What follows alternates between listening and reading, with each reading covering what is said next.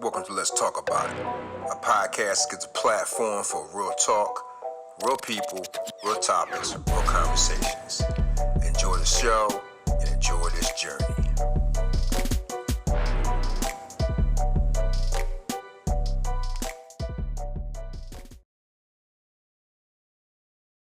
The only way to actually build is to start. And so I've had a lot of people and a myriad of situations and circumstances, take a shot on me. And so I try to just repeat that and take shots on other people. It's not that serious either. That's the thing. I think that people get into these mindsets that, oh, I'm so important and I can't be on a podcast or be interviewed by somebody that has less than X number of followers. And I feel like if the purpose is really to reach as many people with the message that you are trying to share as possible, what difference does it make if it's 10 followers or 10 million followers? Because you may have 8 followers that those 10 million people don't have, and those 8 people are just as important as the 10 million people. And so that's really what the mindset is, as a pastor and as a faith person.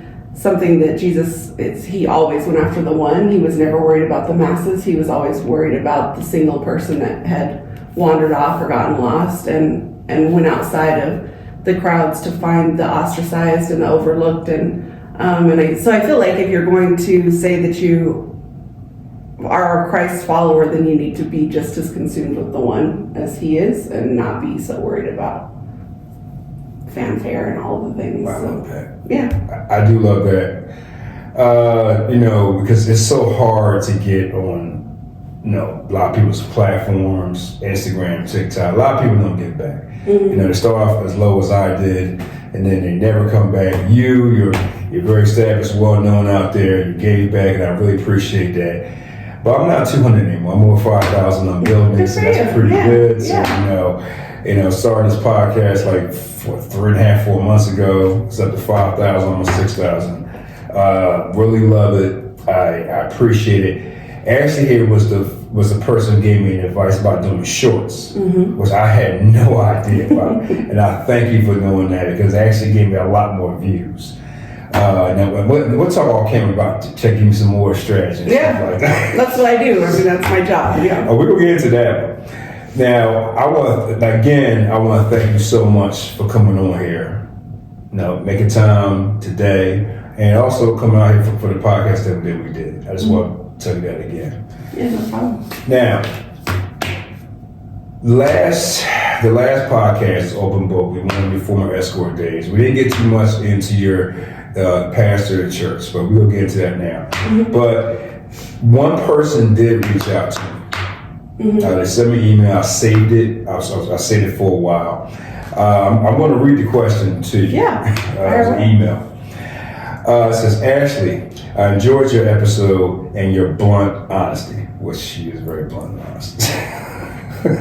Yes. I was reeled in deeper when you talked about when you felt, what's that?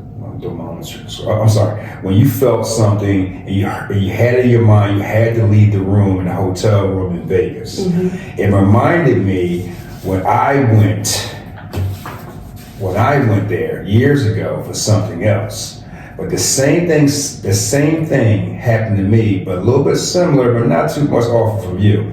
I wasn't an escort, but something told me I met a guy at a bar. He said he would be right back. Because we was going to hook up.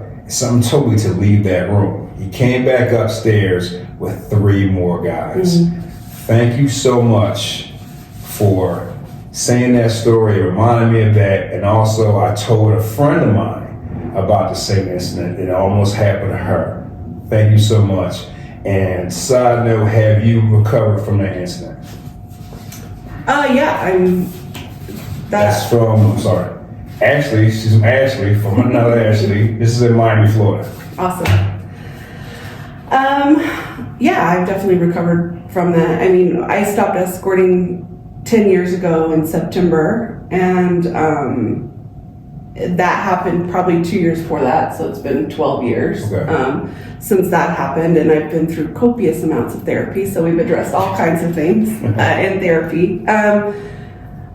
But I would say in that instance, there wasn't necessarily so much for me to get over, because I genuinely believe that God woke me up and got me out of that room so that there wouldn't be compounded trauma that would have happened, or death, frankly, because in those situations things can go very sideways very quickly. And so there wasn't really a lot to get over. It was more of a pausing and really recognizing, even in that moment, that regardless of what I was involved in or how I was behaving, that God genuinely loved me. And there's this school of thought in faith circles that in order for God to want to have a relationship with you, you have to be living this perfect holy life, when in reality that's not the case. Like, he doesn't leave you, because unfortunately, especially in Western church circles,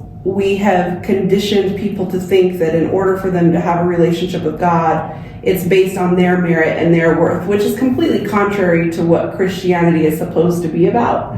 The truth is that God is always good, and God is always faithful, and God is love, and therefore the way that he treats us has nothing to do with our character and everything to do with his character and who he is. Yeah. And we don't talk about that, because unfortunately religion wants to control people. And I mean, I can the people will tell you I'm the least pastory pastor that you will ever meet, because I just say things that other people don't say. And I don't believe that God's intention for Christianity or for faith in general was ever meant to control people. I feel like it was a relationship and whenever you are in a relationship with somebody and you know them and you love them, your behavior automatically is going to morph into honoring and respecting them and behaving a certain way. So if I'm in a committed relationship with someone and I love him and I'm committed to him, I'm not going to do stuff that I do when I'm single, because that would be disrespectful and dishonoring to him. But it has to do with the relationship with the person. It's not act like, a certain way so that you can be in this relationship, more force your behavior to change outside of that respect that's been built in order to be able to have the relationship. The relationship is something that has to be built over time, and the more you know and the more you respect and the more that you feel cared for and care for this individual, your behavior is going to change. And I feel like that's the missing thing whenever people start talking about God in particular, is like, you got to do all these things in order for him to want to be with you, when in reality he wants to be with you so that you learn him, know him, and grow in respect and honor for him. And then all of those things are going to change automatically, because you have a different perspective of who God is. And so with that particular experience, I was interviewed on a different podcast on Tuesday, and one of the things I said was, I have never felt closer to God in my life than when I sat outside on that balcony all night long. Really? And it was because I just very much felt his presence, and I felt, I knew he woke me up. I knew he got me out of that room, and then he stayed with me the whole time. And I had just been flown to Vegas and had crazy sex with a man I didn't know, and God was still sitting there on that balcony with me. Wow. And so, to answer Ashley's question, have I recovered from it? There wasn't really anything traumatic necessarily. At that point, I'd already been escorting for 3 years, so there'd been a lot of nonsense that had happened, before that. But then whenever we switched, but what I will say that I'm very thankful for is that shifted my perspective of who God is and how he operates with us. Yeah. And it has allowed me to have conversations like this one, but with people all over the place that said, God doesn't want you to stay in your mess. He doesn't want you to be struggling and be in pain and have all this toxicity, but he doesn't leave you if you choose to. Wow. And that's a differentiator for me. And that's what I took away from that experience. That's crazy. You just said you talked about this in another podcast this week. And the girl just asked a question. That is crazy. Yeah. Like, what's the chances of that? Yeah, I think people just don't. One thing that I really, anytime anyone's listening to me, what I really want people to understand is that whenever you go through hard things or beautiful things, there's always positive lessons that can come of it, but we get so wrapped up on the negative Yeah. that we don't extrapolate the positive. Yeah. And through extrapolation of the positive, that's really where the power of your story lies. Yeah. And so, yeah, I've seen and done and experienced wild things. And you know, but even the grimiest things, you know, I say to women a lot, because I counsel women a lot, that from an escorting perspective, I probably learned more about men, the way men think, what they need, how they feel, what needs are not being met, what needs that we should be more focused on, through that experience than I ever would have any other way. Because as an escort, especially in the high end, you're not seeing this person one time. You're seeing them over and over. They're usually paying for exclusivity for a period of time. And I would have these conversations with men, and they would tell me, you know, I'd ask them, like, well, you're married, like, why are you with me? And they would give me this laundry list of things, and it usually had to do with their wives at this point were far more focused on the lifestyle that they were providing for them, that they didn't feel like they could share with them what was really going on at work. Wow. And so they were afraid to say, hey, I just lost this $1 million deal, because they were worried that the wife would automatically default into, well, how is that going to affect my life? Not how has this affected my husband? Right.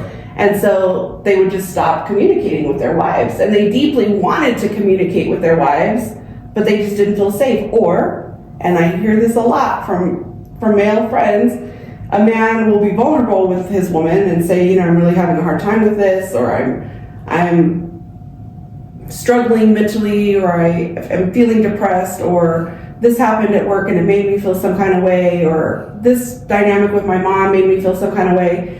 And then women will hold on to it and then use it later as a weapon in a fight.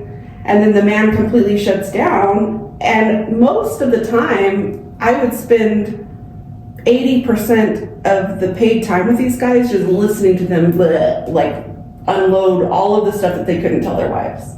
So it's kind of like a counseling session, but do you feel that these men were more sensitive and more open to someone like in your profession than they do any other person in their life?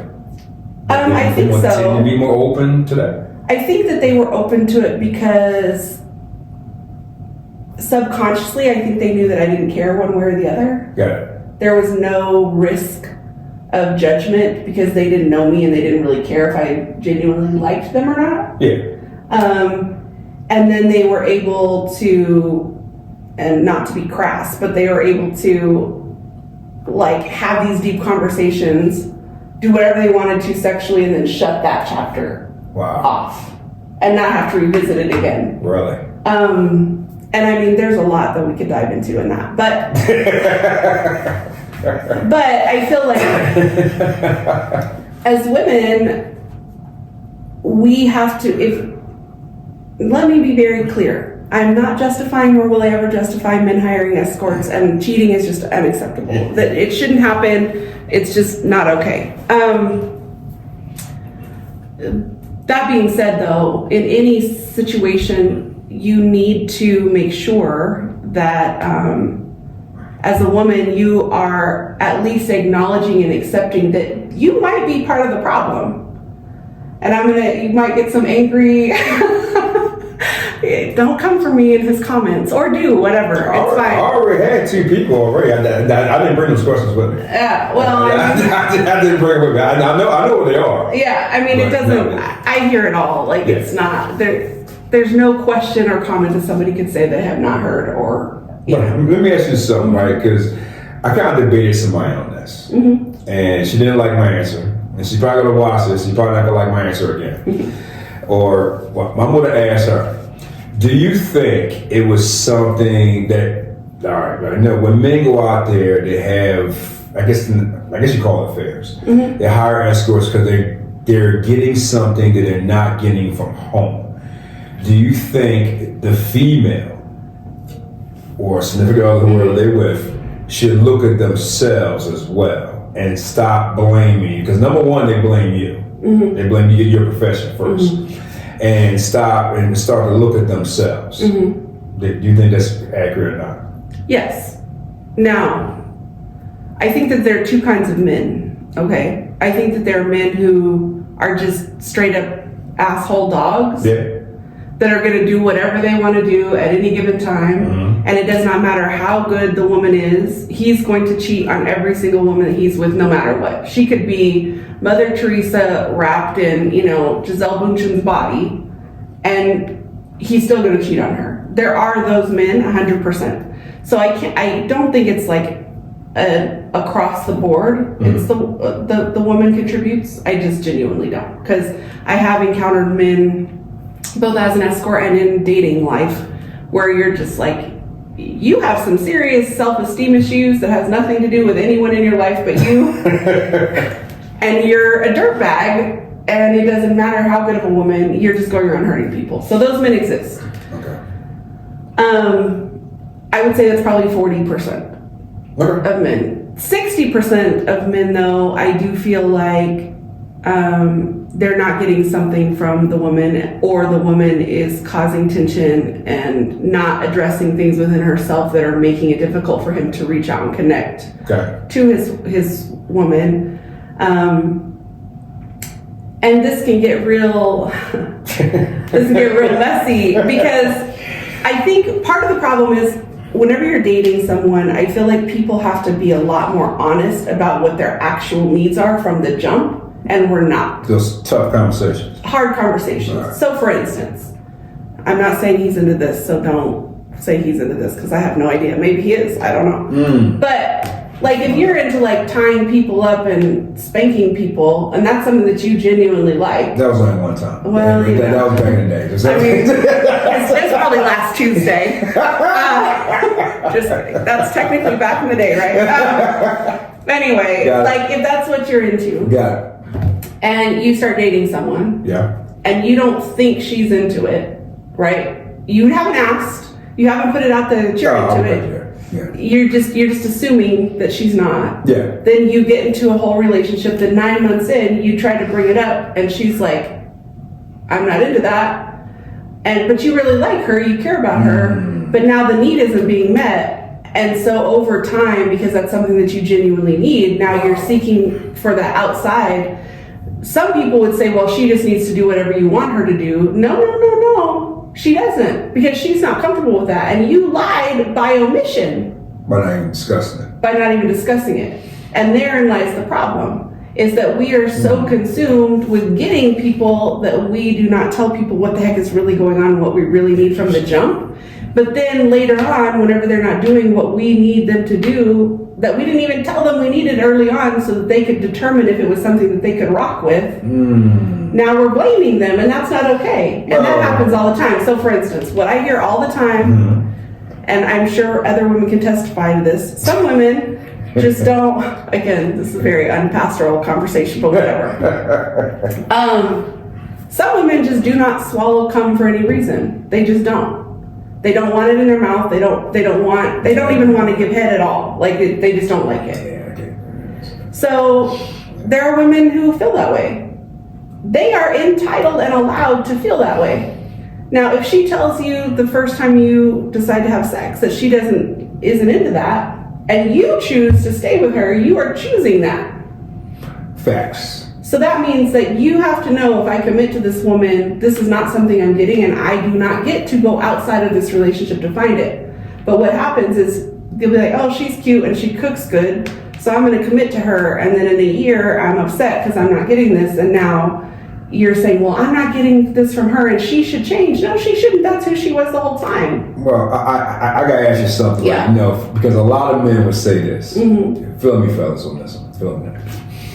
I already know what you're going to say. So, go ahead. I'm just saying, like, you know, when you get into, because you know, relationships is all sunshine and roses in the very beginning, goosebumps, everybody's getting in all wild and whatever, and then all of a sudden things change. And from my experience and what I've seen, a lot of women would do all these things in the beginning and then stop. So I think that's unfair. I agree, but that goes back to what I was saying before. Part of the problem is that we want to act like we're grown, but we don't date like we're grown. Okay. Meaning, So it's both sides. it's both. Okay. But what I mean by that is that don't pretend that you like it if you don't like it, Got it. because that's entrapment, I've been through that so many times. and that goes back and that goes both ways. I got it. Yeah, I got it. You know, like if a guy, and obviously the things that women want and need and the things that men want and need are often different. Oh, yeah. But you know, if a guy is consistent with communication and opening doors and doing all the romantic things in the beginning to get her and then changes, it's just cyclical. My point is that if you genuinely want to have healthy long-term relationships, you absolutely have to just be who you are from the jump. So you need to be who you are, be consistent from the very beginning throughout, and have those tough conversations. And say straight up, like, I don't want semen in my mouth. Can you deal with that? I mean, I love it. it just is what it is. I do. Hey, I love it. I love it. I'm going to shift on that one. I'm just saying. Hey, I'm going to shift on that one there. But I did want to ask you a question to end this thing. I wasn't going to ask you. I'm going to ask you anyway since you opened the door. That's why the whole podcast was named Open Doors. Open Door. We're going to end on this one. I do remember a female. She came and I forgot who it was. Shit. Damn, everything's falling off. What the hell? It'll be fine. It'll still work. To where she asked me, did you ever get intimate with a guy kissing wise? Was that a rule or not a rule? Because I think she claimed that kissing can get tricky, especially if the person can kiss or they're attractive or whatever attractive. And her second part, this was two parts, sorry. Did you have to, how hard was it to make yourself perform for a person that was not physically attractive at all in any which way? So it's two parts. Well, my therapist would tell you, so women think different than men, okay? Yeah. Men, their brains operate in like honeycombs, like you guys have compartments. And you take something out of the compartment, you do whatever you're gonna do, and you put it back. Women's brains are like spaghetti. It's all just blah, blah, blah. Everything is connected to each other. And so the kissing situation for most women, they can't operate in that space and it not mess with everything else. Okay. My brain is more like a dude's brain in compartmentalizing. And I've always been that way. Okay. Good, bad, or otherwise, I'm a very logical, like linear, logically in this moment, this is what I'm doing. And then when that's done, it's going back in its little box. Got it. So for me, kissing was never, I didn't kiss people most of the time because a lot of times that was like a thing for them more so than me. But if a guy wanted to kiss, then, you know, they're paying you a lot of money, so you're going to do whatever they want you to do. So that kissing was never an issue for me. However, I know other women who were in the business, are in the business, that they don't kiss period for any reason at all. Like they call it like the Pretty Woman clause, because Pretty Woman in the movie didn't kiss. Like that was a rule. She didn't kiss her John. So the kissing thing wasn't a big deal for me. Right. The attraction level thing wasn't really a big deal for me either. How did you perform though? It's the same thing. It's in this moment, I am playing this character and I'm going to act and then I will be done. That kind of, I mean, I'm talking about some, like you just take your brain to a different place. That's a lot of time. Because I like, even for a dude, if a chick come in, I'm like, ugh. Yeah, but the difference between men and women is like, and again, not to be crass, but we're just keep it honest. Go ahead. like dudes, if you guys aren't attracted, your equipment doesn't work. Yo, yeah. If I'm not attracted, I just go to the bathroom, shove some KY jelly up my vagina and keep it moving. Like, you know what I mean? Like, you just prepare differently. Like, if I'm like, this guy, I'm not attracted, my body is not going to respond to him no matter what. Wow. This is the process that I would go through in order. And the thing that was I will say difficult is I was sexually assaulted when I was 15 by a white man. And 90% of the men that were paying me were white men. My therapist just said, well, I don't date white men ever. So Latin, Black, Middle Eastern, Asian, anything else. Ethnically, I date anyone else, but I do not date white men. And That's somebody... gonna be a comment right there too, I guarantee. I'm gonna tell ya! I'm just preparing you right now. No, I'm seeing email like, why you don't date no white men? I don't date white men because, in my experience, white men are the most dangerous animals on planet Earth. Okay. And I am clearly very white, but the only man that has ever hit me in the face was a white man. The only man that has ever sexually assaulted me was a white man. The only man that has ever brought a whole bunch of other men into a hotel room to gang rape me was a white man. Yeah. I have never encountered those things with any, and my older 2 children are Latinos, my youngest son is half Black. I have dated East Indian men, and I have dated Lebanese men, and I have, like, in actual relationships, and they have never, ever, ever conducted themselves the way white men do. Okay. And if you're a white man listening to this, do better if you are a scumbag. Okay. So I'm sorry, I'm just going to be honest. It's just very honest. Very honest. So that part was difficult because I had to overcome essentially childhood trauma in order to be able to engage with them sexually. From time you're 15. Yeah. Right. Yeah. So that part was tricky, but as far as like being able to act, that wasn't hard. All right, we're going to move on to something good, but I know you're going to have questions, so you already know, and we'll put it at the bottom of the screen. Let's talk about it, one word, _71 at yahoo.com. Let's talk about it, _71 at yahoo.com. Can't wait to hear from you. Now, actually, let's get into your career, because we did not dive in this. Digital marketing. Yeah. Right, tell us about your digital marketing career. So if in the first podcast, I think I mentioned that I had started, the reason I needed the money whenever I started escorting was because I had started a business brokering contracts between music producers and record labels, which is essentially just marketing on crack, like marketing people to huge nightclubs to get their music out there. And then this was at the beginning, like when social media really started becoming a thing. Yeah. And so I just inundated myself in understanding social media and how it worked and used that to promote my clients, right? And to build their followings and all of that. And then I was doing that while I was escorting. So that was it was kind of like the under foundation of everything that I do now with those music producers. And so then whenever I stopped escorting, I got hired as the social media marketer for a software as a service company here in Scottsdale, Arizona. Okay. And I started doing a lot of self-teaching whenever it came to video production. It was just something that I was interested in. And so, took a bunch of classes on my own and got Adobe certified in Adobe Premiere and Adobe, anything Adobe. And then shifted over to Mac and started doing Final Cut Pro and the iterations of that through the years. Yeah. And just was really good at it. And what I learned as I was learning the technical components of what I do for a living, I also learned that I am really good at succinctly telling stories. Because in traditional marketing, what happens is, so like Pepsi Cola. So if I were to sell Pepsi, the number one thing I would say about Diet Pepsi is it's the only diet beverage that doesn't have aspartame.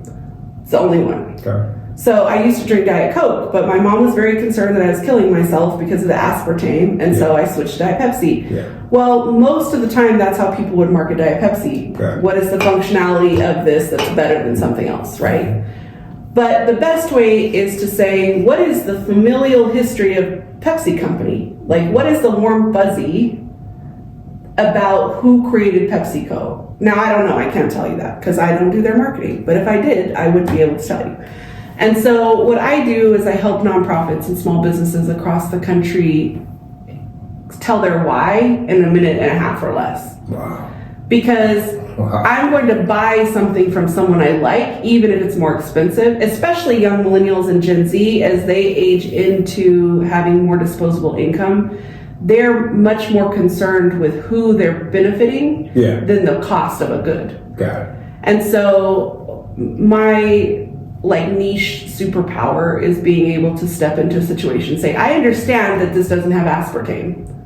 I don't care that it doesn't have aspartame. I want to know why the family started making Pepsi in the first place. Like, were they starving? Did they have a reaction and almost die because they drank Coca-Cola and they didn't need cocaine in their body? Like, what was it? Do you know what I mean? And so that's what I do. I go into small businesses and say, okay, great, you sell cabinets. Awesome. But what I want to tell people is that you and your wife were 19 years old, you had a baby, you were broke, you couldn't pay your bills, and out of desperation, you started building cabinets.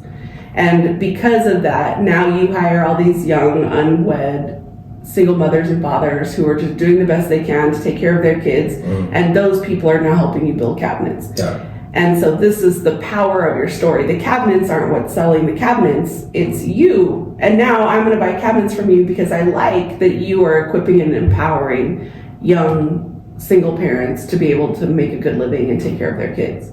And so that's what I do. I help people tell stories that ultimately have a much better impact on their bottom line and their ROI, like their return on investment from a marketing perspective. Because it's all short format, its focus is predominantly in social media marketing, but we also make commercials, and we've started producing podcasts that are very bizarre and strange places, and so that's a whole other element of what I do. And so professionally, I went from this software as a service model, then I was the director, VP of marketing for an aerospace company for 5 years, and then when COVID happened, I decided I wanted to work for myself, and so I did, and it's going great. It seems like you got a lot of superpowers. Well, yeah. You know, the spotty soda, the spotty tingle, whatever it is, you got a lot of superpowers. Yeah. Yeah. You like comic books, I suppose? I do like comic books. My middle son's name is Xavier because of X-Men. Oh, so you're a Marvel girl. Yes. I'm a DC guy. Oh, everyone has their flaws. See, here we go. Okay. More than marketing. Okay. So, tell me about some of your projects you got coming up. First and foremost, because you do have a lot of marketing projects that you're working on now, right? So, tell me about some of your projects you got coming up. So my business partner and I have started a podcasting production company called Misfits and Villains. Oh, that's a new one. Because the definition of the word misfit is to do something in a way that makes other people uncomfortable. And if you are really good at anything, you make other people uncomfortable. And a villain is anyone that goes, so for instance, you could be a good guy and be a villain to the bad guys. Sure. Being a villain is just based on your interpretation of the person and whether or not they're coming against you. I like the villain anyways. Yeah. So the concept is that podcasts, according to my patron saint Gary Vee, who I love, everyone should have a podcast. Really? And the reason he says that is because of the short form content that it gives you. If you really want to build an audience and you really want to impact the world around you, you make long form content, you chop it up into short form content, and you have a much bigger reach than you would if you just posted long form content. The problem is people get very overwhelmed thinking that they've got to create reels every day and TikToks every day and shorts every day. It's very overwhelming. So if you sit down and film 12 podcast episodes. Well, now you basically have 240 pieces of short form content immediately from 12 long pieces of I content. never thought about that. Yeah. So we get so overwhelmed thinking we've got to create reels every day, we've got to do all these shorts every day, when in reality, if you just schedule 10 podcasts, film them all in a week, chop, chop, chop, chop, chop, chop, then it's done. You don't even have to think about it anymore. So, but if you're podcasting and podcasting is becoming more and more popular, Yeah. now you've got to figure out, how does your podcast stand out from a sea of podcasts? Got it.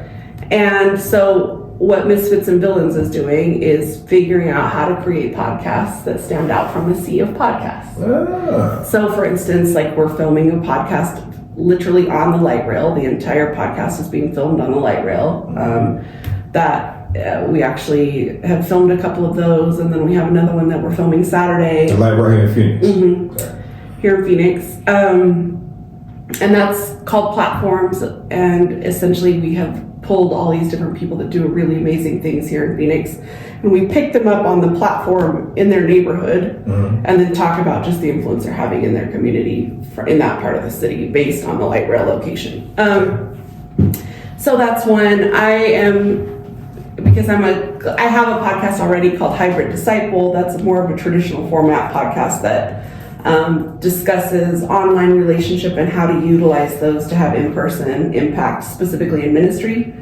And that's going well. We are about to start our 3rd season of that, but that's just traditional sitting and talking. And then I'm about to start one called Boss Space, and it's for, yeah. This girl's busy. I am busy. And that is actually for female entrepreneurs, and what we're going to be doing is I will film from my bathroom, they will film from their bathroom while we're getting ready in the morning, and we're putting on our faces. Okay. Because women have the best conversations in the bathroom when we're getting ready for things, like with your girlfriends, Yeah. like if you're going out or whatever, and you're all together in the bathroom putting your makeup on and having these conversations. And so the premise is that these are all just normal women, but they're doing amazing things entrepreneurially, and we will be getting ready together in the morning, discussing what we've got going on that day, like what all of the different things that we have had to go through to get to where we're at, because these are all female entrepreneurs that own businesses, and sharing tips and tricks of how to be more successful as a female entrepreneur, how to navigate motherhood with entrepreneurship, all these things. So I just filmed the intro to that, which I really am excited about it.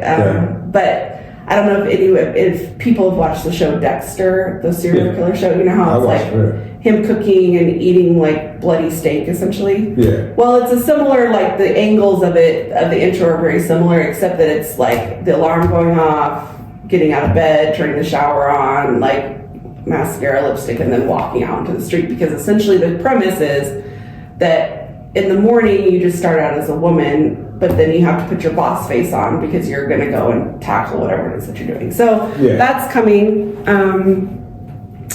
Then I am a pastor on call at a house. It's not a house. It's a huge organization that works with girls that have been recovered from sex trafficking. So I mentor those girls Wednesdays and Thursdays most weeks. And that's really where my heart's at. That's really a big deal for me.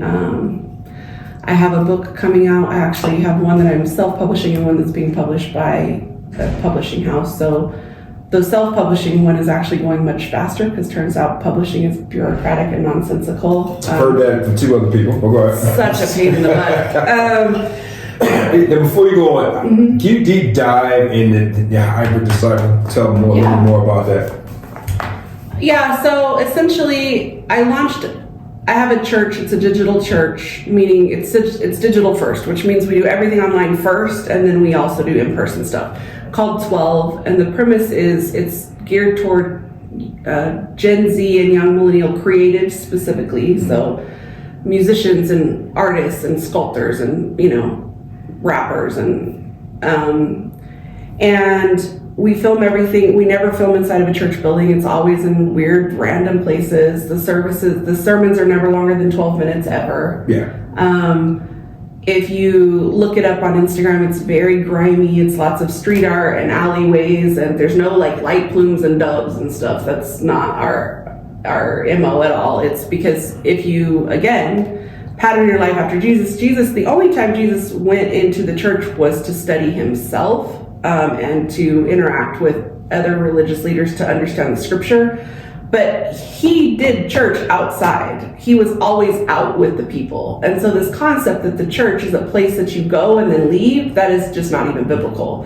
Like, church should be happening in your life all day, every day, as you interact with people and as you're out in the street and as you deal with your grocery store clerk and your bank teller and your kids and, and so the premise of why we film how we film with 12 is we want people to understand that church is outside.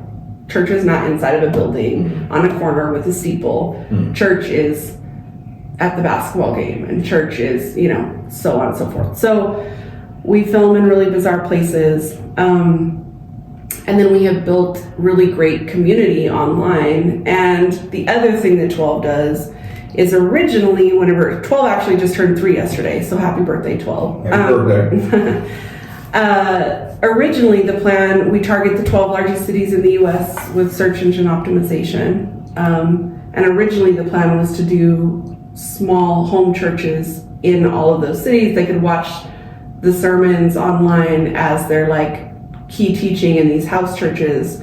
But then God really convicted me and said, Ashley, there are people doing really amazing things in those cities already. And I'm not about this territorialism that the modern day church seems to be obsessed with, where these are my people and those are their people. And so now what I've done is I've partnered with 12 pastors across the United States who are doing real phenomenal stuff. And I bring them on once a quarter to guest teach on whatever the topic is in less than 12 minutes. And then if you're in DC and you are I really want to start being a part of a community that's doing really dope stuff, then I say, okay, go see Marcus in DC. Or if you're in, LA, then you need to go see Manny, who is a phenomenal, worship pastor that's covered in tattoos and he's a phenomenal rap lyricist. And so I've just been able to partner because the point is we're a body, we're supposed to be working together. So it allows me to use my skill set of building community online and then introducing people that may not have ever heard about what those people are doing and elevating what they're doing instead of focusing on me and what I'm doing. It's really about working together and elevating other people. So I have a question. So all these things you're doing, different platforms, stuff like that, and because you're very, very busy, you got a lot of different platforms. Are you creating more and more platforms so you can reach more and more people? Thank you, ladies and gentlemen, for watching the show. Please subscribe, click on the bio, support the show. Thank you so much again. We'll see you next week for another amazing episode on Let's Talk About It.